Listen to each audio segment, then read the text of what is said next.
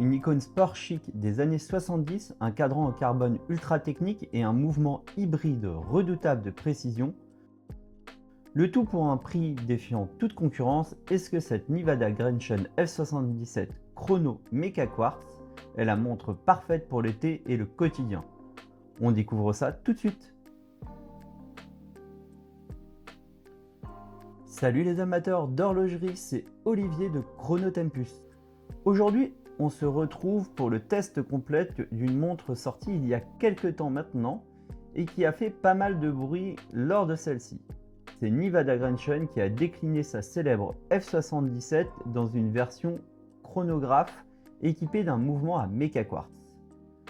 J'ai donc eu la chance de tester cette montre pendant plusieurs semaines dans cette version avec un cadran noir carbone et un bracelet velcro. Alors, coup de cœur ou simple effet de mode, c'est ce que nous allons voir ensemble.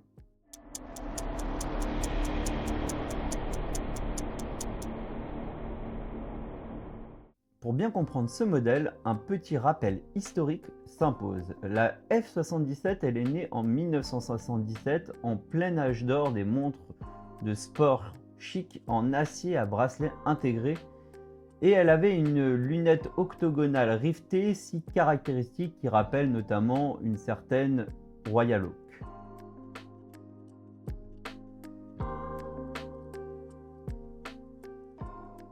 Récemment, Nevada a relancé ce modèle avec un succès fou et là ils nous ont proposé une F77 Mark II, donc qui est une évolution. Et elle a apporté pas mal de nouvelles choses, notamment en étant un peu mieux finie avec des alternances de surface brossées et polies qui sont plus nettes et une robustesse qui est un peu plus accrue. C'est sur cette excellente base de boîtier Mark II que pour la première fois dans l'histoire de la F77, on découvre la complication du chronographe.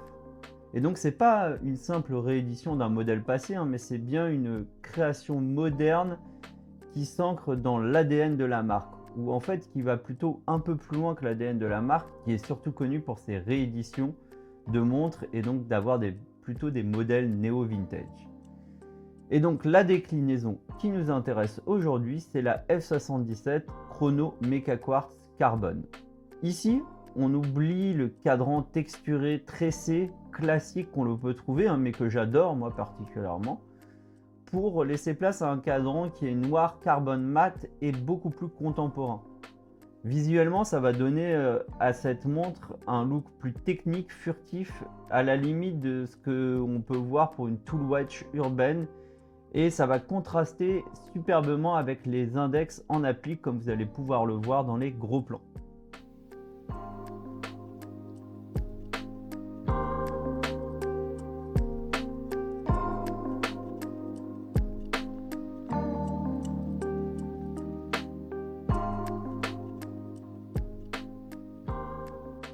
Et donc on va parler maintenant tout de suite du prix. En France, cette version sur bracelet velcro, elle est affichée à 550 €.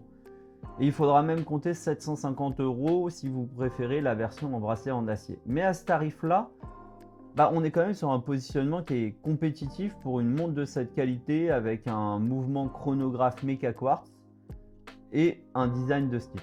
Au niveau des dimensions, on reste sur la taille identique à celle de la F77 traditionnelle, c'est-à-dire 38 mm de diamètre. Et sur l'épaisseur, on est à peu près à 12 mm ou un tout petit peu moins avec cette mesure. Ensuite, concernant la mesure du corne à corne, même si ce n'est pas toujours très simple à mesurer, on est environ à 43,5-43 mm de longueur. Et donc c'est une mesure qui est plus courte qu'avant car les cornes de la Mark II sont courbées. Donc c'est vraiment une taille très contenue pour un chronographe. Et ça a l'avantage de rester très agréable au poignet, quelle que soit votre taille de poignet. Les proportions elles sont compactes, les cornes en plus elles tombent très bien sur ce poignet. Et ça va donc épouser parfaitement votre poignet, même pour les plus fins. Et en plus, grâce au bracelet velcro qui est léger, facile à régler et qui a l'avantage de ne pas faire transpirer le poignet, on a quelque chose de très confortable Et moi, j'avoue que j'aime bien ces bracelets-là, même si c'est pas forcément ce qu'il y a de plus chic, c'est quasiment ce qu'il y a de plus agréable à porter.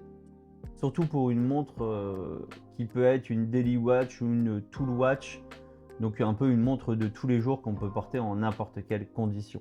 Alors c'est vrai qu'avec un costume, il faudra mieux le remplacer par un bracelet en acier qui sera bien plus chic forcément.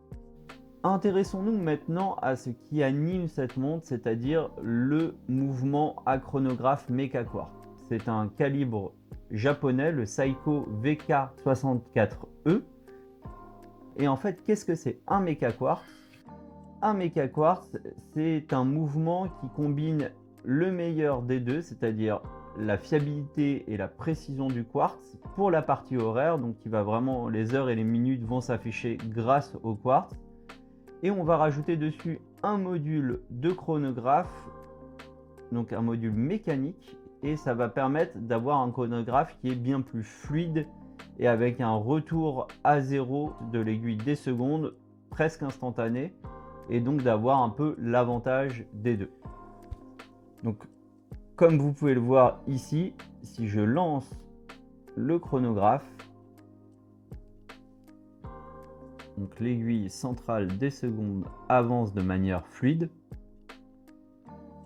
Et donc je peux l'arrêter et la remettre à zéro. Je lance le chronographe.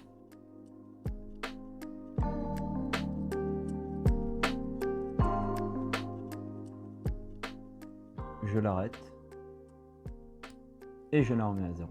Donc côté cadran, on a une disposition avec deux compteurs qui sont très équilibrés. On retrouve à 9 h un compteur des minutes pour le chronographe, donc un totaliseur des minutes. Et à 3 h, on va avoir un compteur dédié à l'affichage de l'heure sur 24 heures, ce qui permettra de voir si il est midi par exemple ou minuit.